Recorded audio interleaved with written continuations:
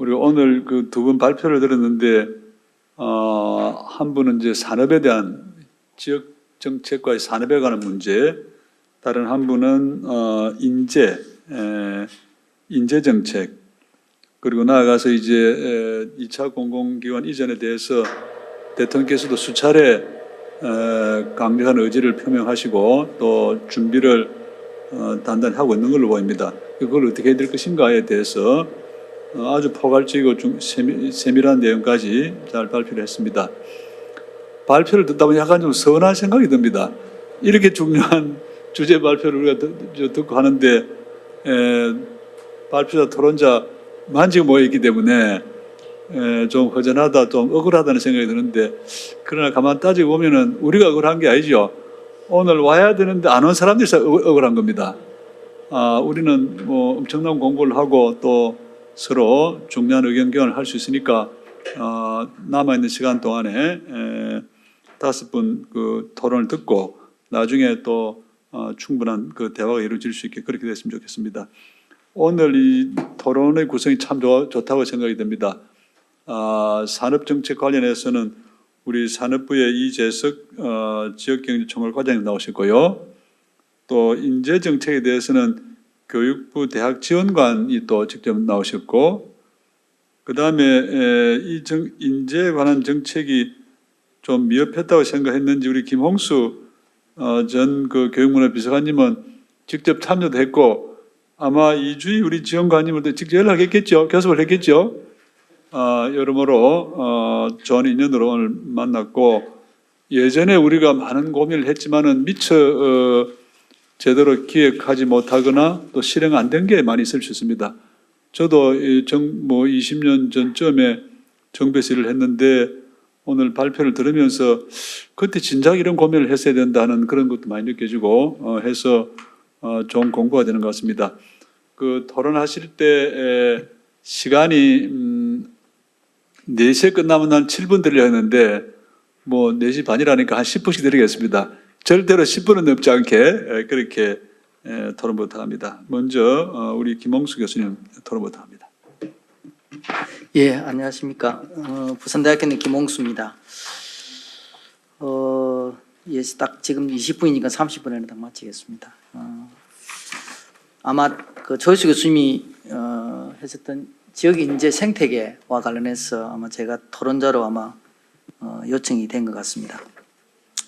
제 발표 토론문은 그 사실은 오늘 좀 기록으로 좀 그래도 좀 남기는 게 좋겠다 싶어서 제가 좀 많이 썼습니다. 그래서 55페이지에 있는 토론 요지만 가지고 말씀을 드리겠습니다.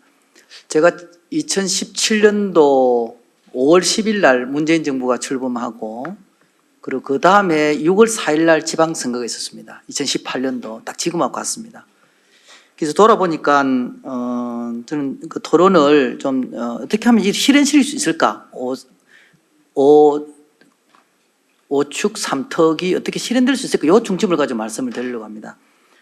그때보다는 지금은 여건은 괜찮은 것 같습니다.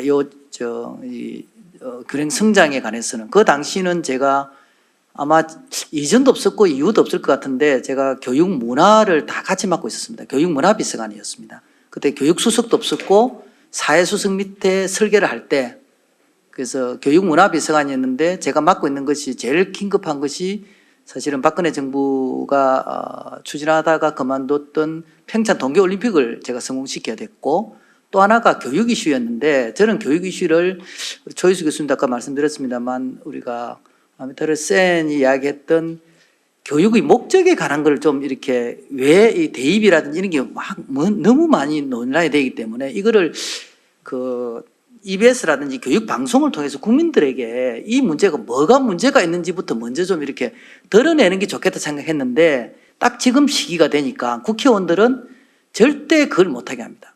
교육 이슈는 내세우지 마라. 평창 동계올림픽만 열심히 하라. 그런데 그에 비하면은 5억 3턱은 지금 현재 6월 3일 날 그 돈이 지금 현재 한문대면 20조 플러스 알파가 더하면 해가지고 굉장히 기대를 갖는 것 같습니다. 그래서 첫 번째 제가 좀 말씀드리고 싶은 거는 이걸 어떻게 실현시키려고 했을 때 컨트롤 타워를 누가 할 거냐라는 문제입니다. 사실은 그 지방시대위원회가 지금 있지만 지금 김경지사가 그만두고 나니까 지금 완전히 뭐 해이는 있는 것 같은데 별 그게 없습니다. 또 안에 제가 들어가서 쭉 보니까 이게 아까 김영수 원장님도 말씀하셨지만 단기, 중기, 장기에 관한 구분도 없고요. 아까 전에 우리 강준현 의원님께서도 말씀드렸지만 이게 몇 년에 뭘 할 거다라고 굉장히 한다 했지만 이런 거에 대한 그리고 부처 들어와 있는 것이 그 위촉직하고 그게 있는데 당연직이 있는데 당연직은 지금 대부분 들어가 있는 것 같습니다. 그랬을 때 초점이 이게 교육 분야는 한 분 들어가 있더라고요. 한 분 들어가 있고 대부분 다 뭐 강력시도 의회하고 단체장들이 들어가 있고 이래서 이걸 그 필요하기는 필요한데 사실은 핵심적인 이 정책을 집행할 수 있는 내용하고 아까 조희수 교수님 말씀하셨던 그런 내용들을 포괄할 수 있는 로드맵에 관한 부분이 없는 것 같아요. 그래서 저는 두 가지를 지적하고 싶은데 하나는 뭐냐면 분명히 2017년도 18년도보다는 이것이 굉장히 유리하다 하는 거는 6.3 지방선거가 오히려 이게 동력을 붙여서 서로 하려고 하고 있고 실제 지금 전남과 강주는 이루어지지 않았습니까?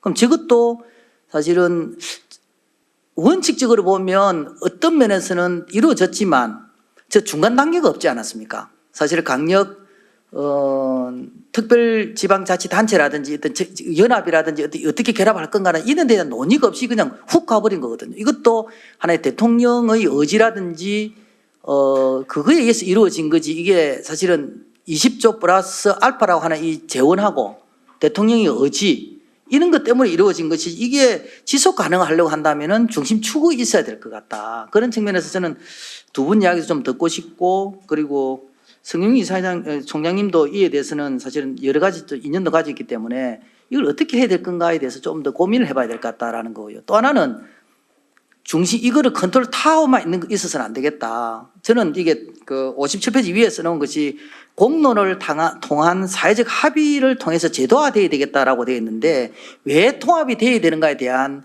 질문들이 좀 더 가야 될 것 같습니다. 그냥 통합되면 돈 줄게라고 하는 거는 사실 우리가 한국 사회가 3만 5천 불 된 나라의 문제 제기는 아닌 것 같습니다. 우리 삶의 질이라든지 적어도 어떤 사회를 만들어 가겠다라고 하는 그림이라든지 이 정도가 되면서 통합이 필요하다. 지난주에 3월 27일 날 부산에서 불경 통합에 관한 그 학술 행사가 있었는데 생활 단위는 14만에서 20만이 가장 적합하다. 산업 단위는 300만에서 500만이 적합하다. 메가시티 단위는 800만에서 1200 정도가 올바르지 않느냐라고 하는 그 부경대 자정은 교수 발표가 있었습니다. 그랬을 때 요 5+3이라는 것이 뭘 지향하는가라든지 이런 게 되려면 너무나 지금 현재의 논의 방식은 집행부 중심, 중앙정부 중심이 아니냐. 그런 측면에서 본다면 이게 제도화되고 재원이 마련되려고 한다면은 저는 국회에 지금 특위가 만들어진 게 더불어민주당은 더불어민주당대로 또 국힘은 국힘대로 이렇게 되어 있는 거를 그러지 말고 국회 산하에 만약 이게 그 정도 비중이 있다면 우리가 이것이 하나의 어떤 생존 전략이라든지 저는 생존 전략을 넘어서는 삶의 존재에 관한 물음이 이게 있다고 생각하거든요. 그렇다면 수도권 집중 현상과 지방 성장 내지 지방 발전을 이루어낼 수 있는 균형선이 이루어내주는 이슈가 그렇다면 그 정도 모기가 된다면 사실은 국회 특위를 그 여야 합의로 산하의 특위가 만들어져서 지속적으로 이게 공론화될 필요가 있겠다라는 것을 저는 대안을 그렇게 말씀을 드려봅니다. 두 번째는 그 조희수 교수님 말씀하셨던 그 영양국가와 관련한 지역 인재 생태계 구성인데 정말 많이 배웠습니다. 제가 그 여러 가지로 조희수 교수님의 어떤 발표를 사실은 조희수 교수님은 박사학위 논문이 이쪽이거든요. 제 기억으로는 제 뒤에 적어놨습니다만 자본주의의 분화와 뭐 공간에 관한 거였거든요. 그 국토개발 5개년 계획을 분석을 해가지고 지방 93년도 이후를 기억하는데 그 당시에 이미 공간 성장을 이렇게 가야 된다 해가지고 프랑스 모델하고 뭐 합의 그 교수라든지 이렇게 쭉 했었는데 검이 넘어설 수 없었는데 그 뒤에 사실은 지역 인재 성장이라 하는 것이 그런 생각도 해봐요. 조희수 교수님이 만약 수도권에 교수를 하고 있었다면 장관도 할 수 있지 않겠나. 어떤 면에서는 내가 오늘 참석하려고 새벽 6시부터 챙겨왔거든요. 왔는데 이 공간이 자기 존재가 어디에 존재하냐에 따라서 목소리 무게가 달라지는 것 같습니다. 달라지는 것 같고 그런 측면에서 이거를 국회가 좀 나서서 집행부, 중앙정부가 하고 있는 부분들에 대해서 사실은 좀 지원을 해주고 그리고 이 부분들을 확산시킬 수 있는 공론화가 되지 않으면 안 되는데 지금 조희규 교수님이 말씀하셨던 인류과의 전략이 제가 조금은 아쉽다고 생각하는 거는 이것이 5.3이 돼야 이게 된다. 이게 돼야 된다는데 2차 공공기관 이전이 성경용 총장님께서 2005년, 6년도 시작해가지고 2019년도에 마무리됐거든요. 그럼 이거는 정권은 5년이라고 하는 5년이 시간적인 한계가 있고 국가 균형 성장이라고 하는 거는 이거는 중장기 발전 계획인데 이 충돌을 어떻게 할 건가에 대해서는 사실은 이 부분들이 논의가 좀 더 돼야 될 것 같다. 제가 놀라운 거는 교육부의 유보통합이라든지 평생교육지원법 이런 거 만들어지면요. 이해관계자가 많기 때문에 지난주에 보니까 200명이 모이더라고요. 대강당에서 모이고 찍어놓은 사진만 보더라도 거대합니다. 그러면 사실 오늘 이게 보시다시피 나는 서글프지는 않습니다. 왜냐하면 원래 외로운 작업입니다. 이게 중요한 작업들은. 그런 측면에서 이게 초수 교수님 말씀하셨던 이 우선순위라든지 이런 데 대한 게 좀 더 고민이 우리 같이 해봐야 되는 게 아니겠나라는 생각이 들어서 제안을 한다면 현재도 있는 5+3에 있는 각 초강력에 있는 중앙정부 기관들이 있습니다. 예를 들면 항만공사가 부산 항만공사도 있고 울산 항만공사도 있고 경남에도 항만공사가 관련돼 있습니다. 그럼 이것이라도 조정을 해야 되는 게 아니냐. 근데 중앙정부가 5+3에 대한 공약은 막 나와 있는데 이걸 구체화하는 단계가 나와 있지 않는 것 같습니다. 그럼 현재 할 수 있는 것도 있는데 이것을 해가면서 바람직한 모델을 만들어 가야 되는 게 아닌가. 아까 우리 김영수 원장님께서도 언뜻 아까 전에 그 발표 들어보니까 그런 부분이 있는 것 같습니다. 그런 측면에서 좀 더 같았으면 좋겠다라는 생각이 좀 듭니다. 그리고 세 번째 토론은 제가 그 예산 문제를 어떻게 할 거냐라는 부분이 있는데 예산 문제를 지난번에 서울대 10개 만들기만 하더라도 이야기 되다가 말았습니다. 그리고 이종민 교수가 이야기할 때는 당장 1년에 연 3조 내지 4조 이렇게 이야기했는데 지금 8천억이거든요. 그런데 사실은 엄밀히 말하면 그 밑에 제가 58페이지에 나와 있는 그 교육부 올해 예산 거점 국립대에 보면 이 8,800억 중에서 8,700억 중에서 그 가운데 까맣게 되어 있는 그 밑에 보시면은 그 연구는 차별적으로 지원하고 교육은 보편적으로 지원한다고 되어 있거든요. 이게 무슨 말이냐면 연구는 이게 거점 국립대 9개에다가 재원을 어떻게 줄 거냐 분배할 거냐를 가지고 논란이 되게 많았습니다. 대학들은 나눠달라고 했었고 국회나 전문가들은 경쟁을 시켜야 된다는데 그 경쟁시키는 게 결국은 돈하고 합의 본 게 3개입니다. 3개를 해야 된다는 거였고 밑에 교육은 학부 교육을 비롯해서 교육은 이렇게 보편적으로 가야 된다 이렇게 결정이 됐거든요. 그런데 그 안에 자세히 보시면 아주 나중에 우리 이주희 국장님이 말씀하시겠지만 나는 이주희 국장이 내가 그 교육문화비서관 할 때 대입제도였는데 포항에 있는 그 지진할 때 그 공원에 있어서 대통령 상까지 받았는데 내가 지금까지 관료 본 관료 중에서는 최고의 관료예요. 최고로 똑똑했다는 기억인데 오늘 같이 이렇게 동석하니까 너무 좀 기쁘기도 합니다. 그런데 여기 보면 윤석열 정부 했던 거룩할 대학이 숨어 있습니다. 안에 들어가 있습니다. 다 들어가지고 요 정도입니다. 그러니까 제가 볼 때는 좀 더 정직하게 이 재원을 지속 가능하게 하려면 어떻게 해야 될지. 그러니까 단순히 거점 국립대와 이렇게 돼 있듯이 여기서 말씀하는 두 분이 말씀했던 이 내용들을 어떻게 할 건가라는 내용들을 좀 더 면밀하게 검토해야 돼요. 예를 들면 거룩할 대학은 중앙정부가 컨트롤할 수 있는 예산이고 라이즈 2조 1천억이 있거든요. 이 예산은 지방정부가 쓰는 돈입니다. 이 두 개 충돌됐을 때 어떻게 하겠냐 말이 없습니다. 그러니까 이런 데 대한 좀 더 사실은 했으면 좋겠다라는 거고 마지막으로는 제가 마무리되어 있는데요. 성총장님 1분만 더 쓰겠습니다. 30초 안에서. 제가 그 최경 장관님 계시고 지난번에 그 전주하고 대전에서 행사를 해도 마찬가지였는데 우리가 이게 5+3이라든지 거점 서울에 10개 만들기 위해서 빠져 있는 게 인간의 가치의 문제가 사실은 빠져 있는 것 같습니다. 20조 플러스 알파라든지 이게 그 대학이 공공재라는 부분을 사실은 대학 교수, 지방대 교수님들까지 합쳐서 약 4조가 되면은 지금 초중고등학교도 원래는 박정희 대통령 들어서서 사립 중고등학교도 돈을 갖다 그 임금을 국가가 부담을 했거든요. 78년도부터인가 줬을 겁니다.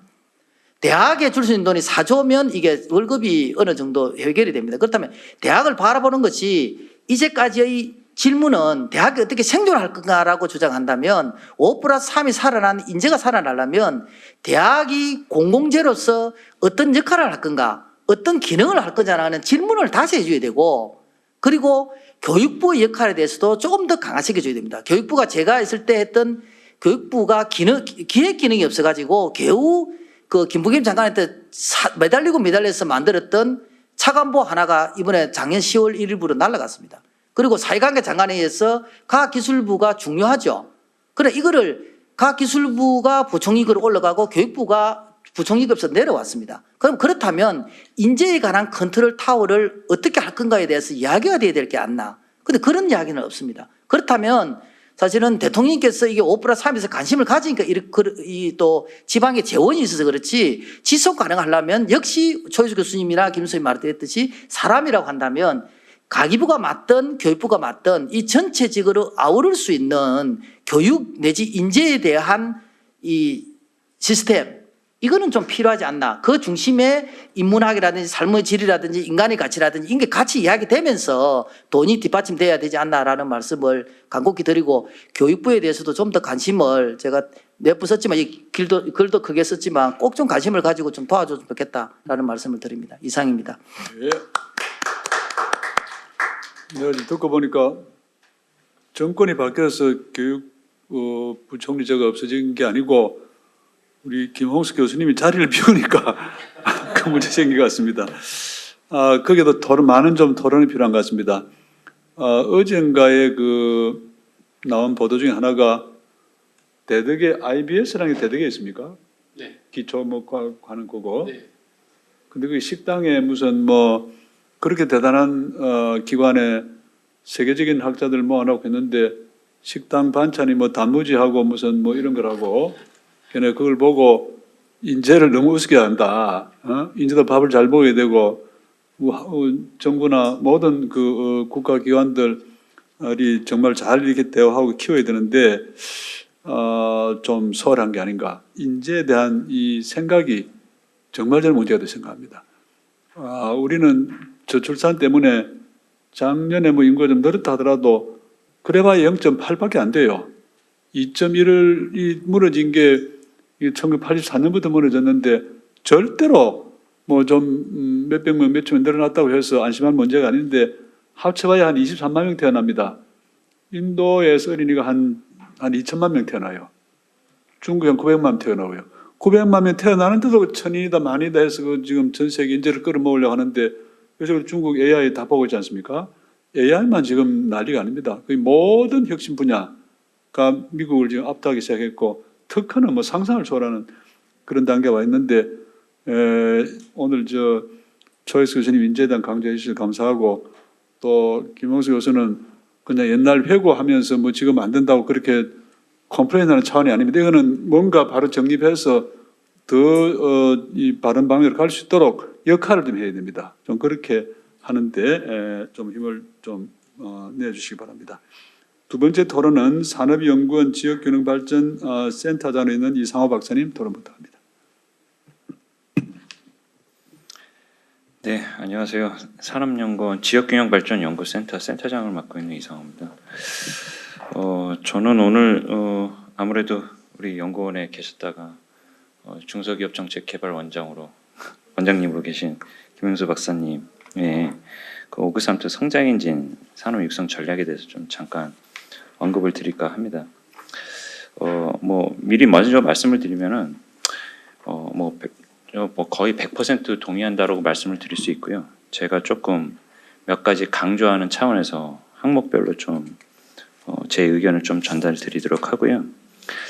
그리고 저희도 지금 이제 오늘 산업부 지역경제총괄과장님 오셨는데 산업부하고 같이 5+3 성장엔진 육성 전략을 좀 마련하고 있습니다. 그래서 저희가 이제 어떤 방식으로 가는 게 가장 효율적인지를 고민하고 있는데 또는 저희는 또 연구원 입장에서 이렇게 하지 말았으면 하는 또 그런 얘기들을 같이 고민하고 전달드릴까 합니다. 일단 우리 김명수 원장님께서 말씀해주신 내용은 일단 제가 이해하기로는 어떻게 할 것인가에 대한 초점을 이제 주로 주셨고, 특히 이제 사례 중심으로 해서 광역 선도권 사업, 예전에 이제 저희가 추진했던 사업들을 돌이켜 보면서 몇 가지 우리가 가야 될 방향을 제시해 주신 걸로 이해를 했습니다. 가장 좀 인상적인 것은 이제 앞에 이제 서두에서 말씀 주셨던 이제 복잡 기술의 발전, 그리고 그것이 이제 산업으로 이어지는 이제 트렌드에 있다라고 이제 강조를 하셨는데, 두 번째 발표에서도 계속 강조해서 우리 부총장님이나 교수님께서도 말씀을 주셨지만은, 저도 최근에 이제 눈여겨 보면은 저희 산업 혁신을 위해서 미국의 이제 소위 이제 총요소 생산성, 단위 총요소 생산성을 유지시키는데 리서처의 필요량이 엄청나게 증가를 하고 있다는 것을 이제 발견을 해냅니다. 그런 것처럼 지금 현 세대에서 이제 저희가 이 산업혁명의 시대를 버텨내야 되는 어떤 기반은 확실히 인재임에는 분명하고요. 이것을 약간 비용 측면으로 계산하면은 혁신 비용이 엄청나게 증가하고 있다라는 것을 이제 다시 한번 강조해서 말씀을 드릴 수 있겠습니다. 산업 정책 관점에서 보면은 저희가 중앙 정부나 지방 정부가 강력하게 개입을 하지 않으면은 이런 산업 경쟁에서 살아날 수 없는, 민간으로만 버틸 수 없는 그런 시대가 됐다는 것을 좀 여러 연구를 통해서 목격을 하고 있고요. 그리고 아까 전에 이제 말씀을 주셨지만은 저도 이거 굉장히 중요하다고 생각하는데, 생산 공정 기술 귀환이라고 이제 표현을 해주셨는데, 이거는 너무 중요하다고 생각을 합니다. 이게 미국이 이제 10년대 이후로 들어오면서 아주 뼈저리게 느꼈던 부분이 이 부분인데요. 이제 몇 가지 이제 말씀을 드리면, 이제 피사노 같은 경우에도 그런 것들을 아주 뼈저리게 지적을 하고 있습니다. 그러니까 중국에다 공장을 세우고 미국에서 제조업 R&D가 가능할 거라고 생각했는데, 생산 공장을 넘겨주는 순간서부터 그냥 R&D가 통째로 넘어가 버렸습니다. 그러면서 제조 역량을 놓쳤다라고 지적을 하고 있고요. 이런 것들이 사실은 우리나라에서도 목격이 되고 있다라고 이제 판단을 하고 있습니다. 그래서 몇 가지 이제 미국의 이제 아까도 이제 지적을 해주셨지만 IRA 같은 경우들은 사실은 또 미국뿐만 아니라 이제 캐나다도 마찬가지죠. 이제 저희 방산과 관련된 얘기를 하고 있는데, 엉뚱하게도 이제 자동차 얘기를 가지고 옵니다.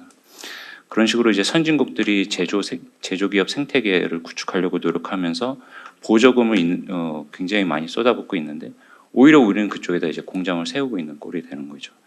그런 것들을 지역으로 가져와서 우리의 제조 역량을 키워야 되는, 그래서 생산 공정의 기술을 저희가 다시 한번 확보하는 첨단 산업 분야에서 그런 계기를 마련해야 되겠다라는 생각에서 굉장히 좀 강하게 저도 동의를 하는 바이고요.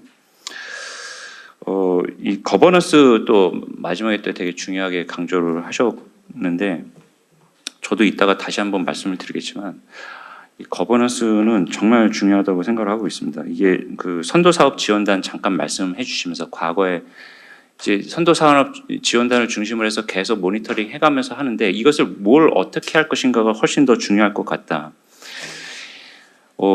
독립적 지위를 부여한다 하더라도 지역과 중앙에서의 중간자적인 역할을 과연 독자적으로 해낼 수 있을까? 그에 대한 의문이 이제 드는 거죠. 그렇다고 해서 지원단이 필요 없는 조직이라고 생각하지는 않지만, 그래서 이따가도 잠깐 말씀을 드리겠지만, 이제 결국에는 5급 삼특이 그게 전략이 됐던, 여러 가지 형태의 사업이 됐던, 프로젝트가 됐던, 최근에 들어서 이제 협약의 형태로 가자는 얘기가 굉장히 많은데, 설사 이제 지역 주도, 설사라고 하면 좀 그렇지만 지역 주도로 가는 건 당연한 거고, 지역 주도로 갔을 때 우리가 이게 항상 산업 정책이란 게 성공을 염두에 두고 하는 게 아니라 실패를 수반하는 정책이기 때문에 퇴출될 수 있다라는 메시지가 강력하게 들어가면서 협약을 해야 되겠다. 그래야만 양자 간의 협상력을 유지할 수 있다. 그런 가운데서 지원단이 거버넌스가 유지가 돼야 될 것 같다는 말씀을 드리고요. 잠깐 언급을 하셨지만은 패키지화도 사실 뒷단에서 산업 정책뿐만 아니라 균형 발전 정책에서 굉장히 중요한 요소이긴 한데, 이따가 다시 말씀을 드리겠지만, 이 패키지화는 공간 정책이 굉장히 중요하다는 생각을 가지고 있습니다. 또 그건 조금 이따 말씀을 드리고요. 그리고 에너지 산업인데 이거 저는 에너지 산업이 굉장히 중요하다고 이제 생각을 하고 있습니다. 그냥 단순히 그 지역 산업 정책을 뭐 아리백 산단이라든지 아니면 이제 전기화되고 있는 추세에 계속 그 지원 기반으로서의 역할이 아니라 마치 그렇게 아메리칸 시스템에서 철도 산업이 했던 역할처럼 아주 강력하게 산업 정책 측면에서 가야 될 것 같고 그것이 지역으로 뿌리 내려야 될 것 같다는 생각을 갖고 있어서 이런 산업 정책들이 에너지 산업 정책들이 좀 더 강력하게 좀 드라이브가 걸어야 되지 않을까라는 생각을 좀 갖고 있는데 거기까지 이제 가지는 않은 것 같습니다. 그래서 에너지 산업 정책에 대한 굉장한 동의를 하면서 이러한 산업 정책이 지역에서 조금 더 강력하게 추진될 필요가 있다는 의견을 좀 드리고요. 그리고 이제 말씀은 안 하셨지만 이제 뭐 이재명 정부의 생존 전략 뭐 그런 얘기들을 말씀을 많이 주면서 저희도 좀 고민을 많이 하게 됐습니다. 성장 엔진 산업이 어떠한 역할을 할 것인가 뭐 그런 고민을 했는데 그런 건 차치하고서라도 이 5급 3특이 과연 어떠한 효과가 있을 것인가를 이제 고민을 하다가 몇 가지 이제 정량적인 접근을 좀 시도를 했었습니다. 그래서 저희가 정치하게는 아니지만은 몇 가지 이제 기존 연구 문헌들을 통해서 수도권과 비수도권의 어떤 성장률이 어떻게 변하는지를 이제 측정을 좀 해봤는데 정책제도 자체만으로 변하면은 그러니까 예를 들면 관공서들이 조금 그 운신의 폭을 넓혀서 다른 곳에서 인재를 양성하고 다른 인재를 데리고 오고 그리고 R&D도 다른 지역의 R&D를 활용하고 뭐 그런 식으로 자원을 좀 효율적으로 운영하는 그런 것만으로도 지금의 성장률 그러니까 수도권의 성장률과 지역의 성장률을 한 50% 축소시킬 수 있을 거라는 판단을 좀 하고 있습니다. 근데 이게 좀 지금 그 수도권하고 지역하고의 그 성장 규모가 바뀐 상태에서 성장률 격차가 좁혀지지 않는다는 얘기하고 똑같은 얘기거든요. 그러면 앞으로도 계속 이 지역 간 격차가 발생할 수밖에 없다는 거고 결국에는 이 성장 경로를 한번 뒤집어 엎어야 됩니다. 그런 측면에서 성장 엔진 산업이 필요할 것 같다는 생각을 하나 하고 있고요. 그리고 이제 아까도 잠깐 말씀했지만 이제 행정 통합이 이제 되면서 20조 원 이제 하나 더 생기면 40조 원이 될 수도 있었겠죠. 그 20조 원 플러스 알파인데 그 성장률을 50% 축소시키면은 대략 명목 기준으로 따져보면 10년간 20조밖에 안 됩니다. 부가가치율이. 그러니까 비용 편입 분석 측면에서 보더라도 상당히 작은 규모다. 5급 3특형 정책 제도만 보면은 그래서 또 다른 추진 동력이 필요하고 발전 동력이 좀 필요하다. 성장 엔진 산업은 그런 역할을 해내야 된다라는 말씀을 좀 드리겠습니다. 아까 전에 그러면서 성장 엔진 산업이 국가 전체적으로 필요하다는 말씀은 아까 전에 뭐 IRA라든지 다른 선진국 사례를 들면서 산업정책 측면에서도 굉장히 중요하다는 말씀을 드렸고요.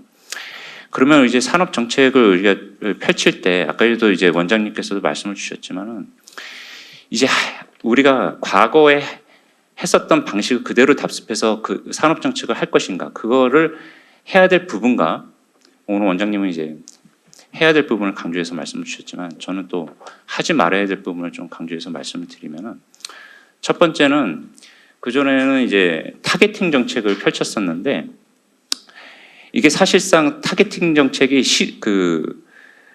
저희가 아까 전에 이제 부총장님께서도 강조를 해주셨지만 이제 소위 이제 플레이스 베이스 팔러시 정책을 펼쳤습니다. 그래서 지역의 특화자원을 이용해서 저희가 어떤 산업을 육성시킬지를 이제 발견해 나가는 과정이 되었을 텐데 이 장소 기반 정책을 시도 정책으로 동치시켜서 갔다는 게 가장 큰 문제였고요. 만약에 그 산업 발전 정책을 초강력 단위에서 하게 된다고 했을 때 이런 플레이스 베이스드 팔러시를 또다시 착각을 해서 초강력 협력 형태가 아니고 다시 시도 나눠주기 형태로 간다고 그러면 결과적으로는 똑같은 결과를 나올 수밖에 없다는 점을 좀 강조해서 말씀드리면서 하지 말아야 될 것을 좀 강조해서 말씀드립니다. 그렇게 함으로써 우리가 어떤 결과를 얻었냐고 그러면은 결국에는 이제 강조해서 말씀을 주셨지만은 글로벌 챔피언을 지역에서 길러냈어야 되는데 그 지역의 로컬 챔피언밖에 키우지 못했다. 그래서 결국에는 지원 효과, 그러니까 수혜 기업들한테는 효과가 있었을지 모르겠지만은 산업의 발전이나 지역의 발전을 우리가 이루지 못했다. 그런 말씀을 드리고요.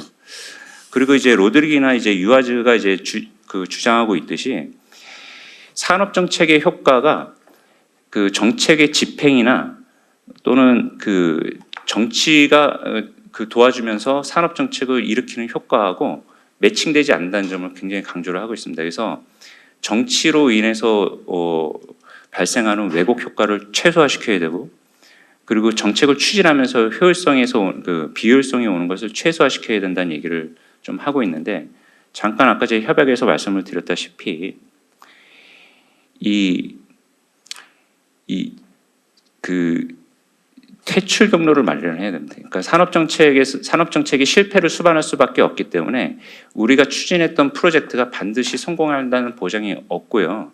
그래서 처음 시도하는 프로젝트라 하더라도 빨리 그것이 잘못됐다는 걸 감지되는 순간 다른 경로를 빨리 찾아야 되는 그 퇴출 경로를 유연성 있게 찾는 그런 제도의 정착이 좀 필요하다.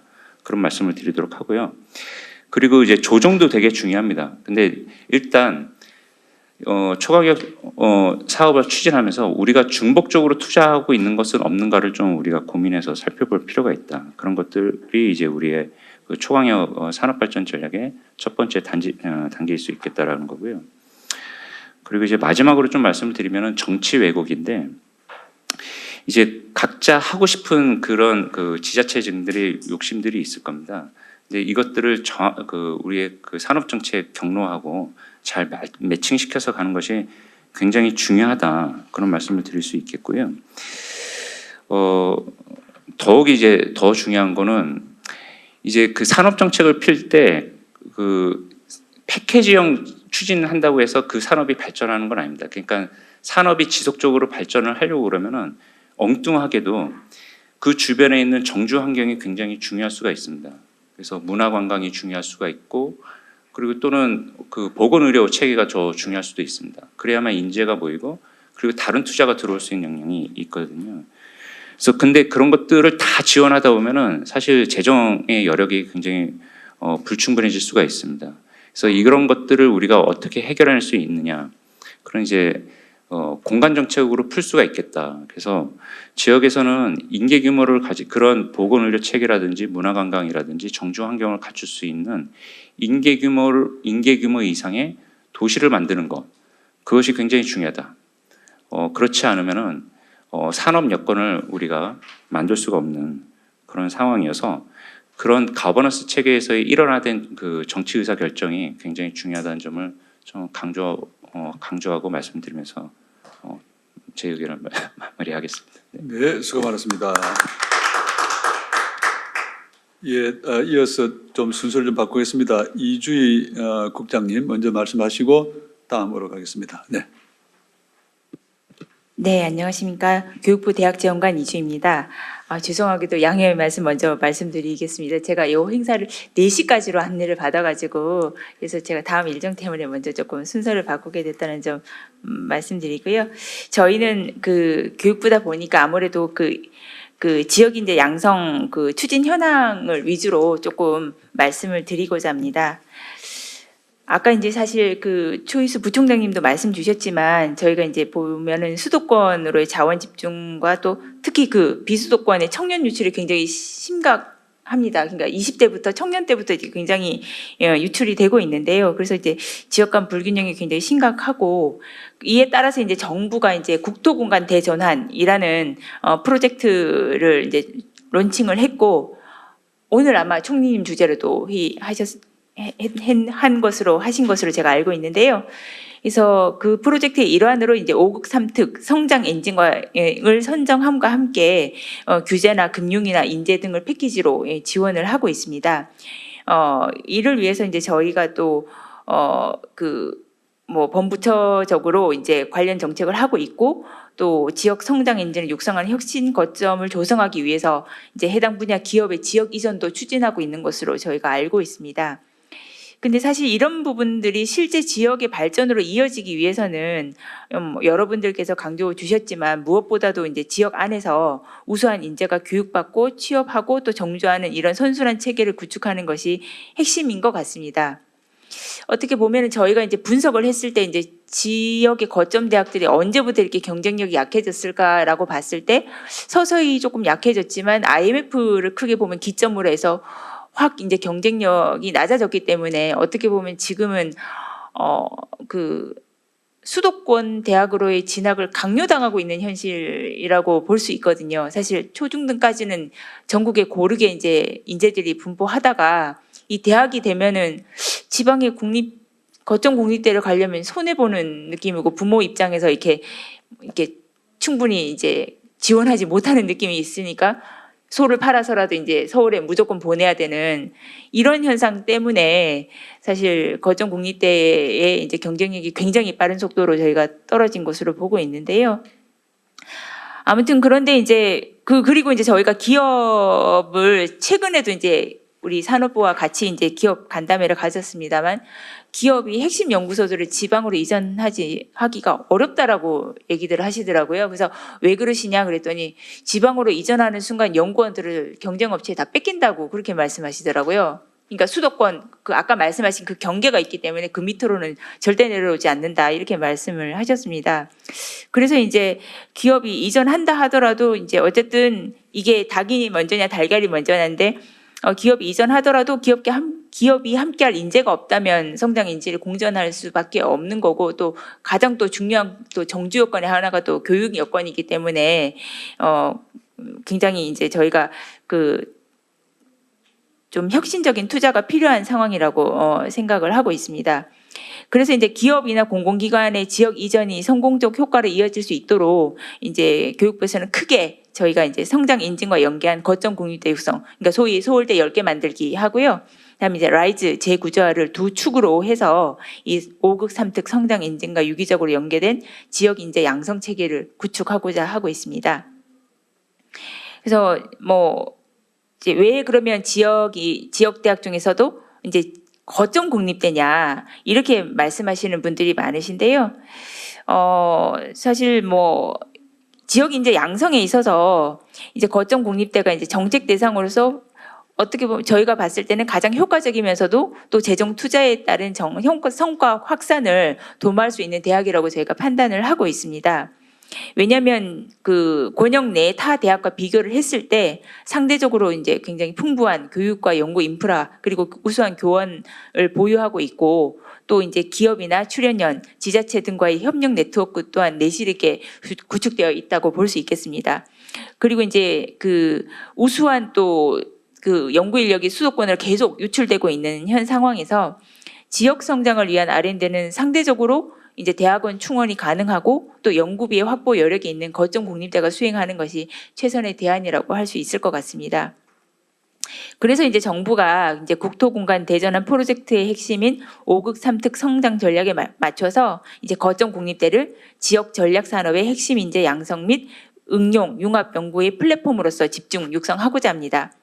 그래서 가장 대표적인 것이 그 국토공간 대전환 프로젝트에서도 발표됐지만 성장 엔진 분야에 있어서 이제 핵심 기업이 좀 주도할 수 있는 특성화 단과대학, 이제 브랜드 단과대학과 그 융합 연구원을 설립하는 것입니다. 그래서 기업들이 이제 현장에 즉시 투입할 수 있는 실무형 인재가 기업들이 이제 그 성장의 핵심임을 강조하고 있는데요. 거점 국립대에 이제 기업이 운영을 주도할 수 있는 특성화 단과대학을 설립하고 파격적인 교육 모델과 학생 지원 체계를 도입해서 우수 인재는 지방에 있더라도 진학을 고려할 만한 경로를 만들고 또 기업은 또 핵심 인재를 빠르게 확보하는 모델을 육성하고자 합니다.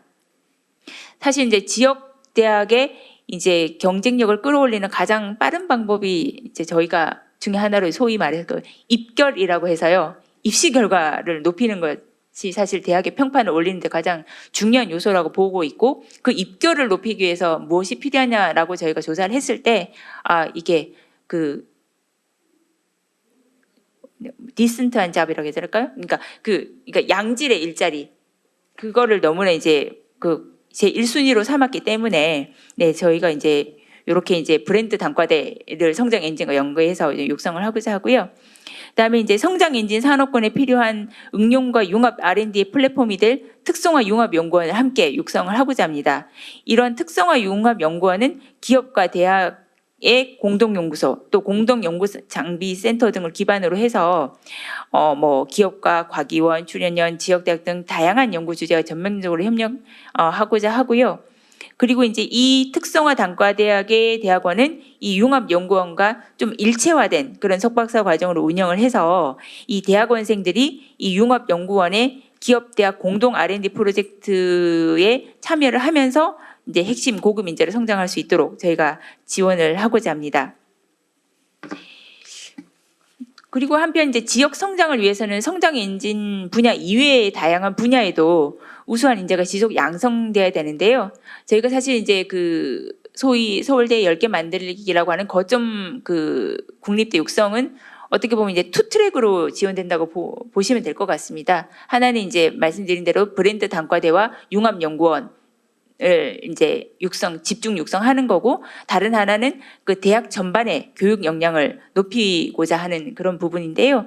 그래서 이제 거점국립대가 종합대학이기 때문에 대학 전반에 걸쳐서 현장 중심으로 기업과의 협력을 좀 강화하고요. 그다음에 이제 뭐 예를 들면 다양한 전공에서 이제 그 현장과 연계된 프로젝트형 수업이나 현장 실습, 또 공동 부트캠프 같은 산학 일체형 교육을 확대를 해서 교육 과정 내에서 바로 이제 현장 실무 역량을 쌓을 수 있도록 지원을 하고, 또 AI 기초 교과목 필수 이수 체계도 저희가 도입하려고 하고, 또 글로벌 교육 프로그램에 대한 지원도 대폭 확대를 해서 조금 미래형 융합 인재로의 저희 성장을 뒷받침하고자 합니다. 그리고 이제 그 지역 대학에서 그 계약학과라고 해서 유수 그 이제 기업에 이제 채용이 보장되는 학과가 있습니다. 이렇게 연계된 계약학과 같은 경우는 굉장히 그 입결이 높거든요. 그래서 저희가 이런 취업보장 계약학과도 수도권 수준으로 좀 확대를 하고, 그 과정에서 기업 부담금을 좀 저희가 지원을 통해서 완화를 함으로써 기업의 참여 유인도 높이고자 하고 있습니다. 그리고 이제 아까 전에 이제 그 발제에서 이제 기능 중심 대학 재편에 대해서도 말씀 주셨는데요.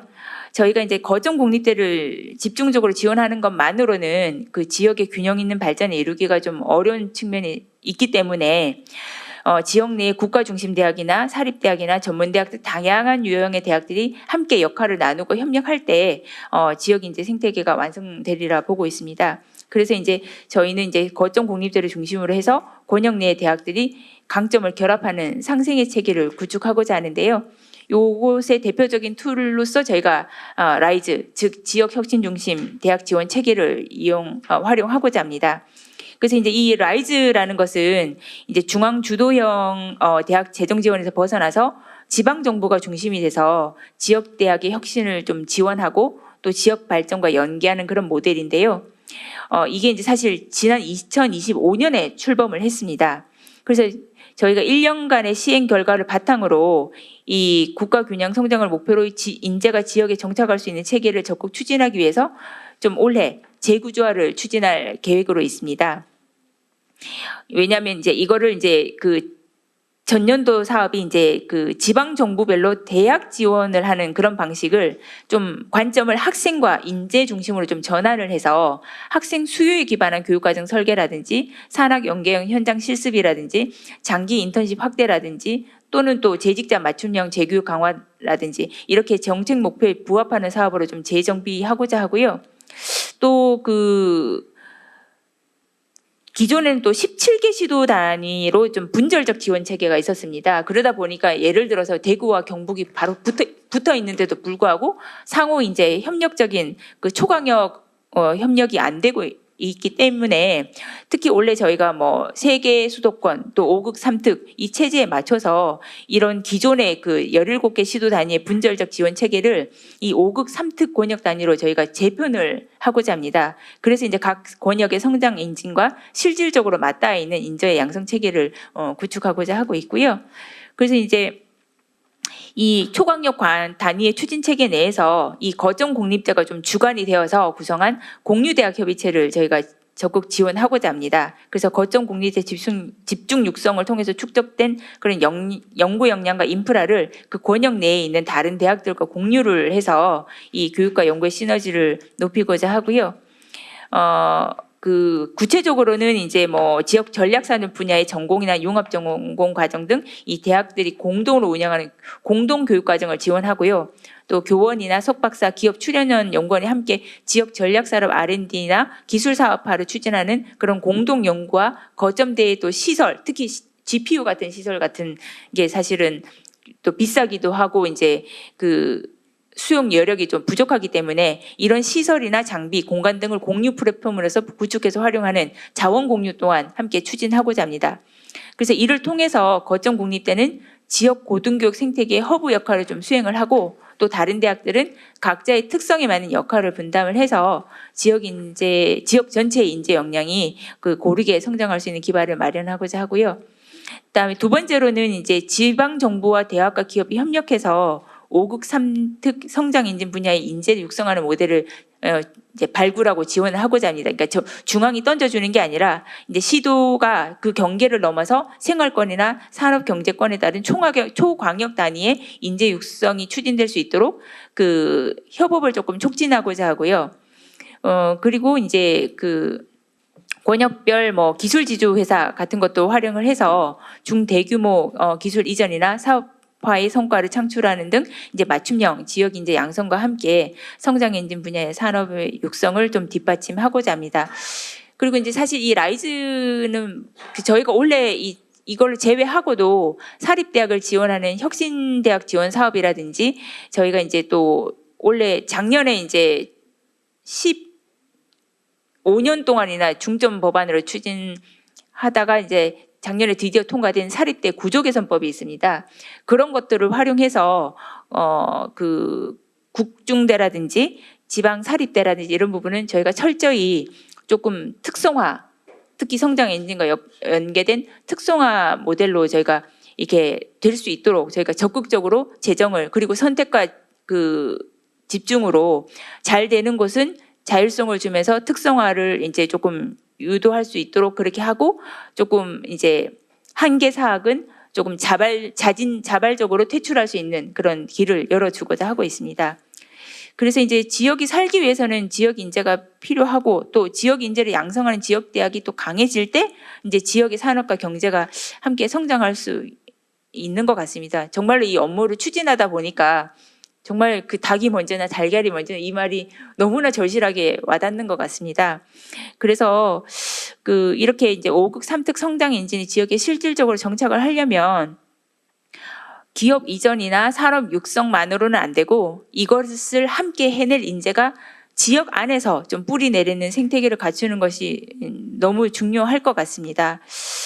그래서 이제 저희가 이제 거점 국립대를 이렇게 5급 3특 성장 엔진의 핵심 인재의 거점으로 육성을 하고 기업과 대학이 처음부터 함께 그 인재를 키우는 그 산학일체 모델을 확산해 나가고자 하고요. 그래서 진학과 취업과 정주로 이어지는 지역 인재 생태계를 구축하고 또 지역 대학이 국가 균형 성장의 실질적인 동력이 될 수 있도록 최선을 다하고자 합니다. 마지막으로 소회 하나를 말씀드리면 저희가 이제 그 서울대 10개 만들기 그 정책도 하고 있는데요. 이걸 하면서 이제 양쪽으로부터 굉장히 이 정책에 대해서 정말 많은 분들이 관심이 있고 정말 저도 이제 25년 지금 27년 차 얘기하고 있지만 이렇게 많은 관심을 받는 정책이 있었나 싶을 정도로 정말 입시만큼이나 관심들이 많으신데 참 그 시각들이 너무 이게 다양한 시각들이 있어서 참 이제 쉽지 않다라는 생각이 드는 게요. 이게 그 거점 국립대의 그 어떤 경쟁력이 하루 이틀에 떨어진 게 아니듯이 이 거점 국립대의 역량을 또 이렇게 어느 정도 일정 수준으로 이렇게 올리기 위해서도 저는 하루 이틀의 노력으로 해결될 사안은 아닌 것 같습니다. 그렇다면 솔직히 조금 약간 믿고 조금 벤처 투자라고 해야 될까요? 좀 그런 좀 과감한 투자도 조금 필요하지 않나라는 생각이 좀 드는데 이제 어떻게 보면은 이제 국립대에 돈을 재정을 지원하면 다 휘발돼 버릴 거야 안 될 것 같아 이렇게 이제 하는 그런 강력한 시각들이 좀 있고요.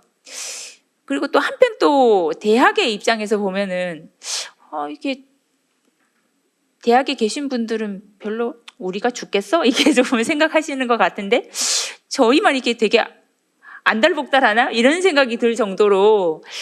그리고 이제 또 뭐라고 해야 될까요? 예전에 그런 그 대학의 기능을 이제 자꾸 말씀을 하시면서 이 대학을 중심으로 이게 산업계가 이렇게 돌아가야 된다라고 이렇게 말씀하시는 분도 계셔서 이런 부분들이 좀 잘 매칭될 수 있도록 저희가 좀 더 노력을 해야 되겠다라는 다짐을 하면서 하여튼 그 아이들이 적어도 정말 지방에 있는 그 학생들, 학부모님들이 지방에 갈 대학이 없기 때문에 이 대학에 보내면 우리 아이의 경쟁력이 깎인다고 생각하기 때문에 취업을 잘 못할 거라고 생각하기 때문에 서울로 억지로 그 비싼 돈 들여서 보내는 일이 조금이라도 더 줄어들 수 있도록, 그리고 이 정책이 그런 그 흐름의 그 반전에 기여하는 마중물로 이렇게 할 수 있도록 저희가 최선의 노력을 다 하고자 합니다. 감사합니다. 저는 오랜만에 우리 교육부 간부가 직접 발표를 처음 들었는데 옛날에는 뭐 그런 토론 많이 했습니다만은 내용이 아주 풍부합니다. 풍부하고 굉장히 좀 깊이 들어간다는 그런 느낌이 들고요. 오늘 좋은 발표를 잘 들었습니다. 책을 하나 소개할까 합니다. 인류의 여정이라는 책이 있습니다. The Journey of Humanity라는 책이고 이 책의 저자는 오데드 갈로라는 그 브라운 대학 경제학과 교수인데 이분이 이제 인류 역사를 통틀어서 어느 시기에 어느 지역의 경제 성장이 빠르게 진행됐는가를 이제 밝혀낸 책인데 여기 아주 매우 특이한 개념이 나옵니다. 어떤 지역에 어느 시기 어느 지역에는 주로 이제 농업 경제를 하는 그런 이제 지역의 경우에는 자녀를 출산할 때 자녀를 많이 출산하는 이거를 퀀티티 트라이브, 양족이다 이렇게 표현을 하고 있고, 그 다음에 이제 도시에 가깝고 뭔가 이렇게 자녀를 도시에면 상업을 해야 되고 상업하다 보면 어떤 부기를 해야 되고 무슨 뭐 글을 읽고 써야 되고 계산하고 무슨 새로운 기술을 만들어야 되고 이런 쪽은 퀄리티 트라이브, 질족이다. 인류의 역사는 양족과 질족의 경쟁에서 궁극적으로 물론 양족이 다 패배한 건 아니지만은 지금은 또 거대한 국가를 가진 나라는 다 토지가 넓고 한 곳인데 혁신적인 기술을 개발하고 상상할 수 없는 금융, 상업 뭐 무슨 새로운 첨단 기술을 만든 거는 되게 질족들이 이걸 이끌었다라고 하는 겁니다. 우리가 인재를 중시하는 거는 인구가 아니고 인재를 중시할 때는 바로 이 질적인 사고, 우리 자식의 수가 자꾸 줄어들고 있는데 교육부도 좀 인구적인 어떤 좀 관점을 계속 좀 더 가지면 좋겠고요. 줄어드는 인구, 급격히 줄어드는 인구. 지금 AI다 뭐다 뭔 첨단 분야가 난리가 나 있는데 우리가 이 태어나는 인구만 가지고는 절대로 문제 해결 못합니다. 그러니까 좀 더 넓은 시야를 가지고 인구가 어떻게 변하고 이 인구를 태어나는 인구만 가지고 할 게 아니죠. 미래에 태어날 인구, 밖에서 데려와야 될 인구, 수많은 인구의 개념이 있고 여기에 이제 질적인 개념을 좀 대입해서 교육부의 고민이 조금 더 좀 심화가 되면 어떨까. 오늘 발표하신 내용만도 아주 훌륭하고 충분한 내용인데요. 여기에 이런 내용이 좀 더 포함이 되면 좋겠다는 생각을 했습니다. 발표 잘 들었습니다. 예, 감사합니다. 다음은 순서대로 우리 한경구 원장님 토론 듣겠습니다. 네, 이재명 정부가 5국 3특 성장 전략을 이제 한지 벌써 이게 9개월이 됩니다. 그래서 많은 이제 분들이 한편 굉장히 이제 희망을 갖기도 하고 또 한편 오늘도 말씀도 있었습니다만 답답함도 좀 있는 것 같습니다. 저는 국정기획위원회 이제 이게 5국 3특 처음 작업을 할 때 참여를 했었고요. 그래서 균형 성장 전략으로 그러니까 자주분권 기반의 5국 3특 균형 성장 전략을 기획을 하는데 이제 참여를 했고 또 지방시대위원회 이제 여기 김영수 원장님과 함께 그 설계도를 만드는데도 이렇게 같이 했습니다. 그리고 이제 현재도 이제 우리 당의 더불어민주당의 지금 국가균형성장특별위원회인데요. 이 위원장 김태년 의원입니다. 거기에 35명의 의원이 계신데 여기에 이제 저 이제 부위원장 운영 부위원장입니다. 그래서 이제 여기와 당정 간의 협의도 저희가 한 4차례 정도 이 주제를 가지고 계속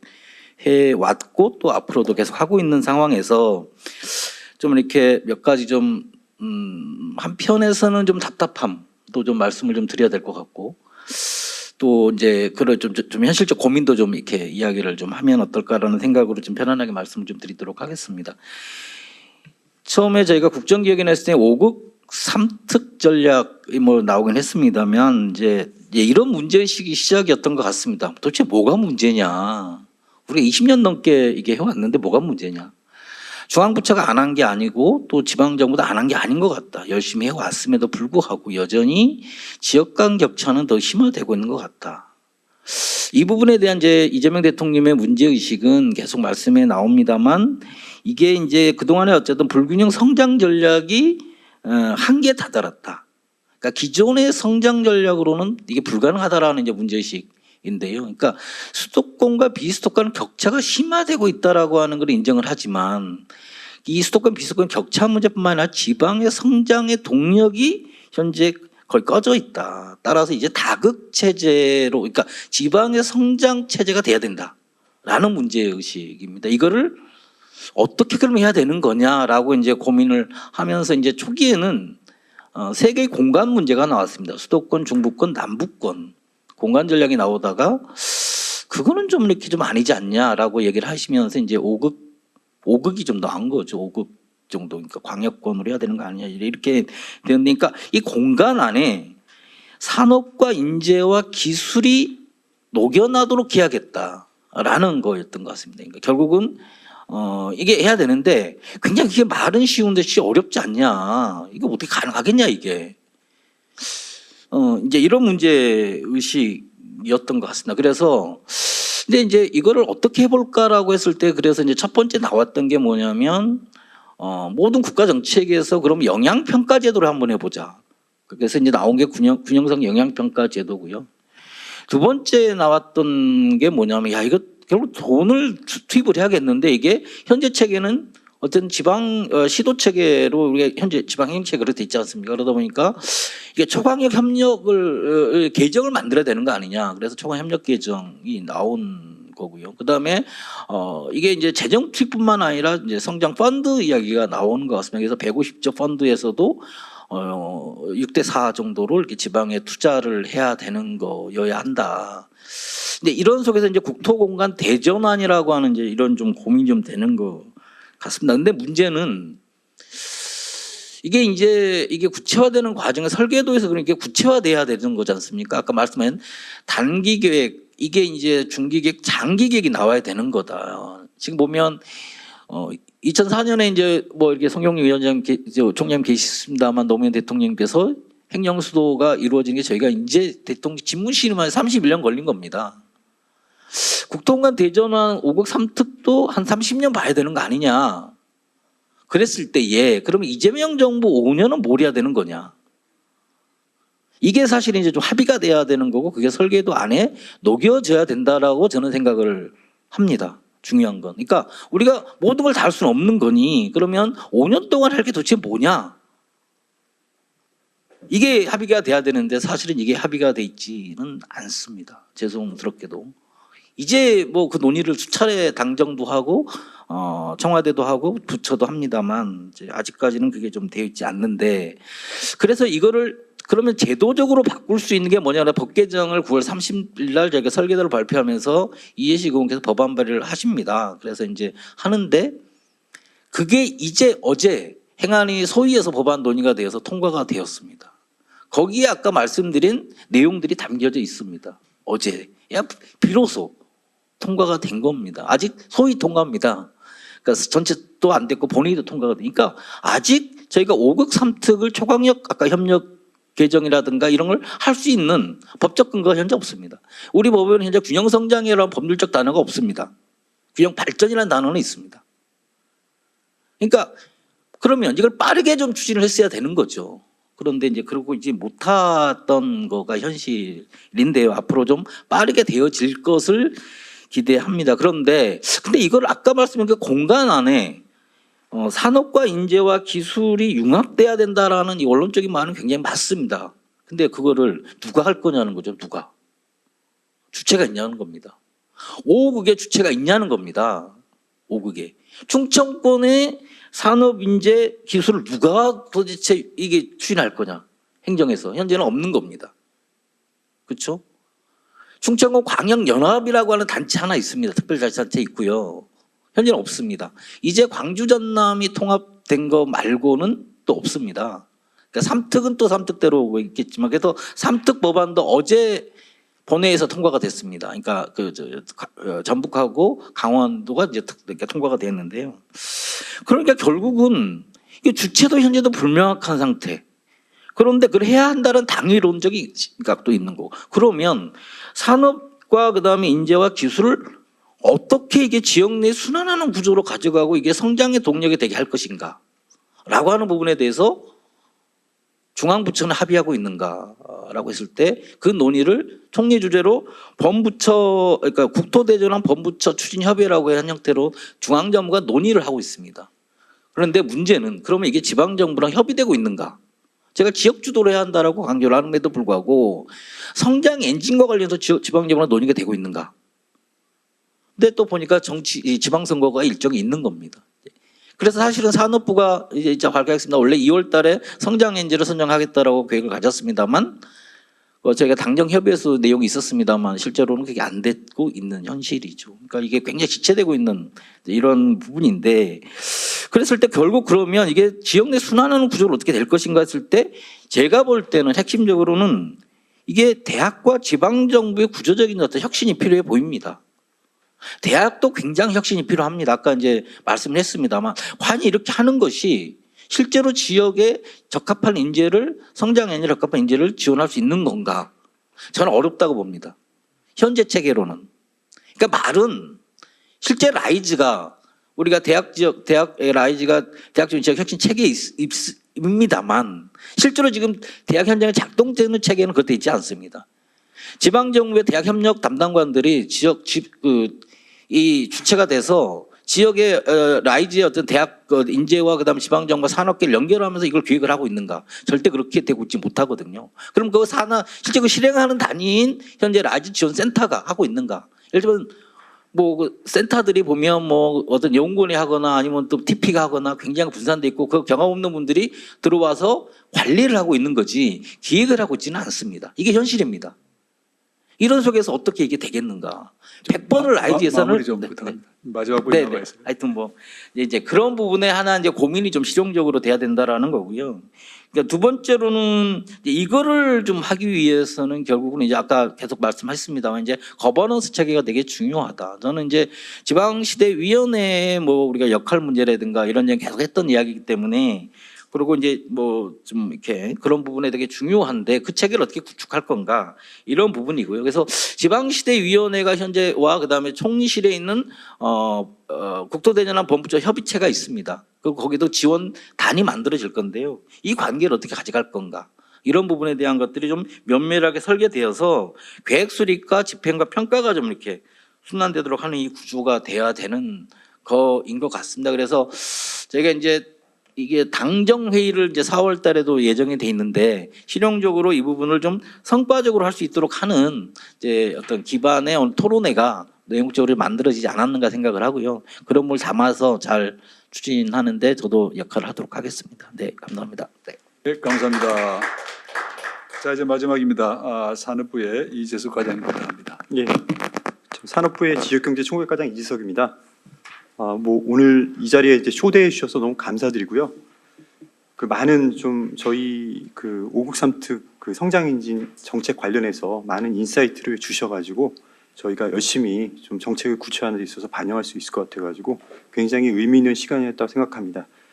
특히 이제 아까 우리 원장님께서 김용수 원장님께서 얘기해 주신 그 이명박 정부 때 광역경제권 선도산업의 어떤 성과평가 이런 것들은 사실은 저도 이제 정확히 모르고 있었는데 요 방향으로 사실은 이거와 반대 방향으로 저희가 좀 열심히 기획하고 있다라고 말씀을 드립니다.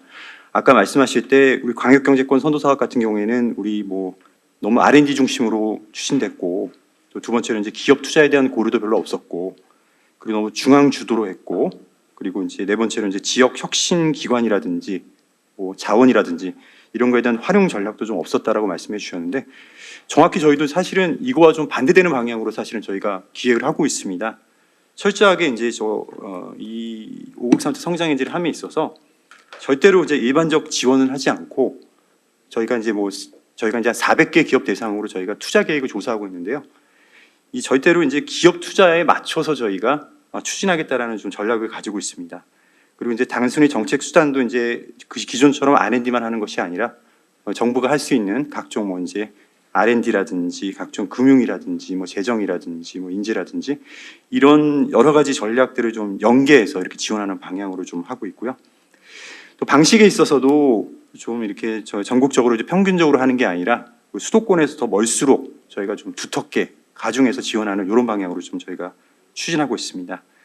그리고 이제 추진하는 방식에 있어서도 아까 얘기했던 중앙 주도식으로 하는 것이 아니라 좀 지역에서 수요를 제기하고 좀 그 세부 프로그램에 있어서도 좀 지방 주도를 할 수 있도록 이제 앞으로 이제 R&D 이런 것도 정부에서 이제 뭐 과제를 정하고 이렇게 공모를 받고 하는 방식이 아니라 지역에 이제 럼섬 형태로 블록 펀딩 형태로 주고 지역에서 자율적으로 필요한 것들을 설계해서 지원하는 형태로 저희가 좀 하려고 하고 있다는 말씀을 먼저 드리겠습니다.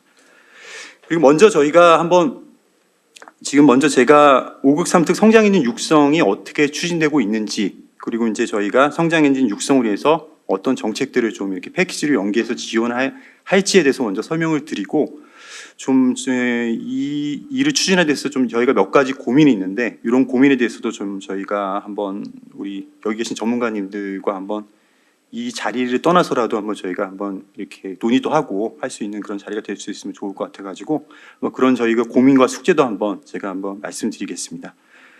이 첫 번째로 5급 3특 성장 엔진 육성과 관련해서는 뭐 저희가 이제 우리 성장 엔진 산업을 한 권역별로 한 그래도 3개 내외, 3개 이상 선정을 해서 과감한 정책 지원으로 저희가 적극 육성하려고 하고 있습니다.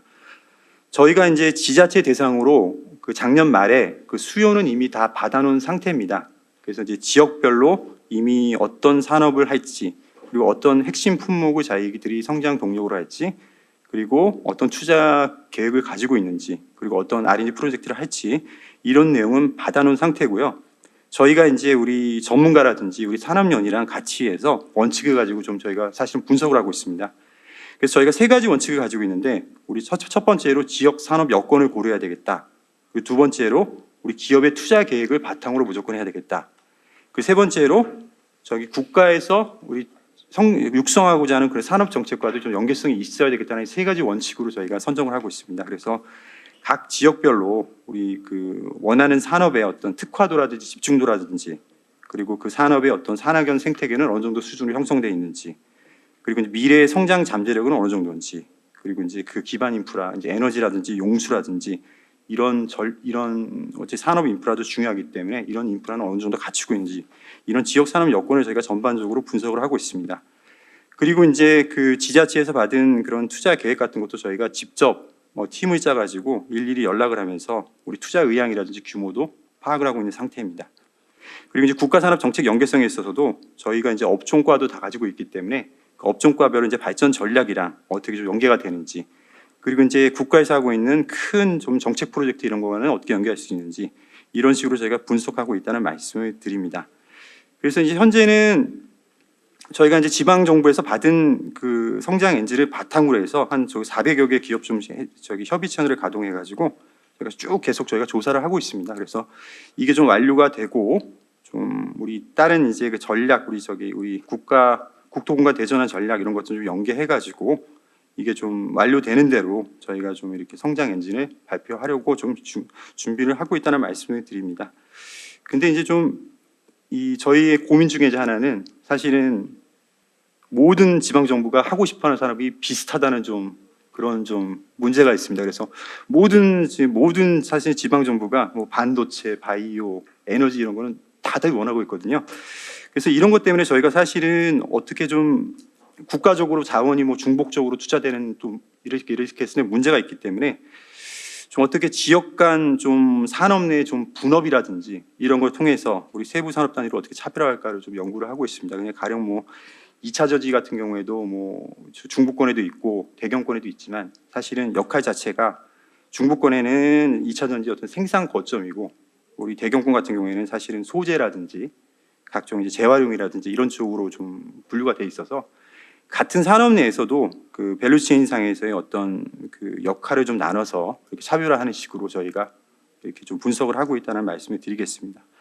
나중에 이제 성장 엔진이 실제로 선정이 되면은 저희가 이제 초광역 협약이라고 해가지고 우리 중앙 정부, 우리 지방 정부 그리고 이제 우리 저 지방 정부의 이 성장 엔진 육성을 지원할 각종 기관들이 다 연합해가지고 우리 초광역 협약을 좀 체결하려고 하고 있습니다. 그래서 이 초광역 협약을 바탕으로 해서 이제 5년간 그 성장 엔진을 육성하기 위한 각종 지원이 이루어질 것이라고 저희가 계획하고 있습니다.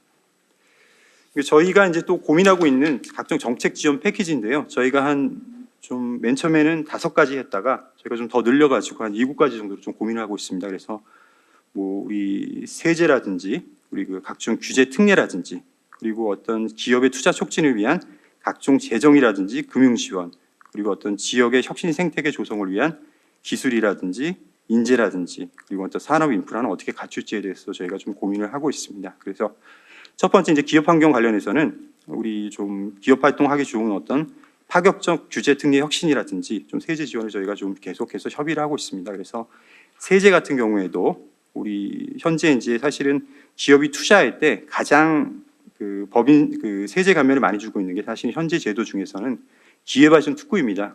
그래서 기회발전 특구 같은 경우에는 그 기업에서 창업하거나 사업장을 신설할 때 5년은 100% 법인세를 막 감면해주고 2년은 한 50% 감면해주는데 이 기회발전 특구 이상으로 좀 저희가 법인소득세라든지 취득재산세도 좀 세제 감면할 수 있도록 계속 협의를 할 예정이고요. 각종 이제 우리 투자라든지 R&D라든지 고용 분야의 세액공제라는 이런 좀 제도도 많이 있습니다. 그래서 여기 같은 경우에는 첨단 전략 기술인 경우에 굉장히 많이 이렇게 세액공제를 해주고 있는데 우리 성장 엔진 분야도 들어갈 수 있도록 저희가 적극적으로 협의하려고 하고 있습니다. 두 번째는 이제 규제 관련해서는 저희가 이제 국조실이랑 같이 해서 좀 메가 특구 제도를 좀 도입하려고 하고 있습니다. 기존과는 좀 다르게 더 좀 공간의 범위도 광역 단위도 좀 넓히고 그 규제 특례 내용도 훨씬 기존 특례보다 강력하게 해서 저희가 이제 그 메가 특구 법도 좀 조만간 발의해서 각종 이제 우리 기업이 원하고 지역이 원하는 각종 규제는 저희가 좀 파격적으로 좀 이렇게 해주려고 하고 있습니다. 그래서 메가 특구 같은 경우에는 나중에 이 초광역 단위로 해서 우리가 각종 뭐 산업 단지라든지 뭐 대학 캠퍼스라든지 병원이라든지 이런 것들이 대상으로 저희가 좀 지정하려고 저희가 좀 제도를 좀 설계하고 있다는 말씀드리겠습니다. 그리고 이제 앵커 기업과 협력 기업이 투자 시 이제 최고 수준의 어떤 좀 재정 금융 공급을 하려고 하고 있습니다. 그래서 이제 좀 아주 그 외국의 미국 같은 경우에는 IRA에서 굉장히 IRA를 통해서 우리 좀 기업이 투자할 때 획기적으로 좀 보조금도 지원해주고 있기 때문에 저희도 그거에 준해서 우리 성장 엔진 특별 보조금을 위한 제도도 만들어서 설비 투자에 한 25% 정도는 해주는 좀 파격적인 제도도 계속 좀 관계부처랑 협의를 하고 있습니다. 그리고 각종 지방 투자 보조금이라든지 외국인 투자 보조금, 유턴 보조금 이런 것도 우리 성장 엔진 분야에 있어서는 좀 획기적으로 좀 우대 지원하는 방안을 저희가 좀 고려를 하고 있습니다. 그리고 금융 분야에 있어서는 앞에서 이제 우리 설명해 주셨지만 뭐 국민 성장 펀드라든지 그리고 또 우리 중기부에서 우리 각종 지역 성장 펀드를 모태 펀드 통해서 만들 예정입니다. 이런 걸 통해서 이제 좀 각종 투자를 좀 지역에 적극적으로 할 예정이고 저희가 쭉 그리고 정책 금융이라든지 공공금융기관의 어떤 좀 그런 어떤 대출이라든지 보험이라든지 보증 프로그램도 좀 저희가 조사를 하고 있습니다. 그래서 우리 성장 엔진 분야에 있어서는 좀 획기적으로 해줄 수 있도록 저희가 좀 하고 있습니다. 그리고 이제 기술 인재 인프라 지원인데요. 이런 걸 통해서 이제 우리 기업이 투자한 다음에도 우리 지역에서 계속해서 성장해 나갈 수 있도록 저희가 좀 그런 시스템을 구축하려고 하고 있습니다. 그래서 기술 같은 경우에는 좀 성장 엔진 R&D 대형 프로젝트 같은 걸 추진하려고 했습니다. 모두에서 설명드렸듯이 우리 지역 자율 R&D로 해가지고 지역이 우리 그 기술 개발이라든지 인재라든지 시험 실증 인프라라든지 그런 기반 구축이라든지 이러이러한 메뉴판 안에서 우리 기업이라든지 지역이 이제 주도적으로 설계해서 지역 자율로 할 수 있는 그런 좀 지역 자율 R&D를 좀 대폭 확대를 하고 있습니다. 이런 것뿐만 아니라 이제 또 그 성장 엔진 분야의 창업도 중요하기 때문에 각종 10개 이상의 창업 도시를 좀 조성을 하고 우리 각종 스타트업 지원 사업들이 굉장히 많습니다. 이런 데서도 우대 지원할 수 있도록 저희가 좀 고민을 하고 있습니다. 예, 마무리 전부터. 예, 그렇게 하겠습니다. 예. 네. 그리고 이제 인재 분야에 있어서는 아까 이제 앞에 교육 분야에서 이제 설명했기 때문에 그렇고 또 인프라 분야에 있어서는 각종 이제 저희가 첨단 국가 산단 그리고 이제 저희 부에서 이제 주도적으로 하고 있는 아리백 산단이라든지 우리 산업단지 AX 같은 좀 권역별 거점을 좀 조성해서 좀 이렇게 커나갈 수 있도록 그런 공간도 저희가 좀 고민을 하고 있다는 말씀을 드립니다. 저희가 이제 하여튼 지금 열심히 준비를 하고 있는데 하여튼 저희 숙제는 사실은 첫 번째는 산업을 어떻게 각 지역별로 차별화해서 이렇게 선정하냐는 저 큰 고민을 좀 가지고 있습니다. 좀 지역에서도 좀 반발도 없고 지역에서 수용할 수 있고 국가 전체적으로는 중복도 없고 좀 국가 전체의 좀 어떤 산업 경쟁도 높일 수 있는 이런 방향을 연구하고 있고요. 아까 이제 뭐 공간도 여러 가지 말씀해 주셨는데 저희가 이제 이런 산업이 성장하는 데 있어서 이제 그런 어떤 성장 거점, 뭐 경쟁 거점 이런 공간이 굉장히 중요하다고 생각하고 있어서 여러 가지 좀 정책을 믹스해 가지고 아까 뭐 테크노폴리스랑 뭐 테크 허브 이런 것도 말씀해 주셨는데 그런 것도 좀 저희가 적극적으로 반영해서 그런 정책도 마련하도록 하겠습니다. 그리고 저희의 고민은 항상 이제 거버넌스입니다. 그래서 광주 전남이라든지 3특은 크게 문제가 없을 것 같은데 나머지 이제 광역권들은 어떻게 이제 좀 추진 체계를 어떻게 갖출지에 대해서는 저희가 좀 이것도 숙제인 것 같습니다. 근데 물론 저희 쪽에서는 각종 이제 지원 기관들이라든지 우리 공공기관들은 이 5급 3특 체계에 맞춰서 정비하려는 좀 계획을 가지고 있습니다. 하여튼 저희 쪽에서도 우리 오늘 저기 나온 말씀하신 제안하신 이런 내용들이라든지 그런 인사이트 있는 내용들을 좀 반영해가지고 적극적으로 이제 선정해 나가서 꼭 이렇게 좀 추진해 나가도록 하겠습니다. 네, 감사합니다.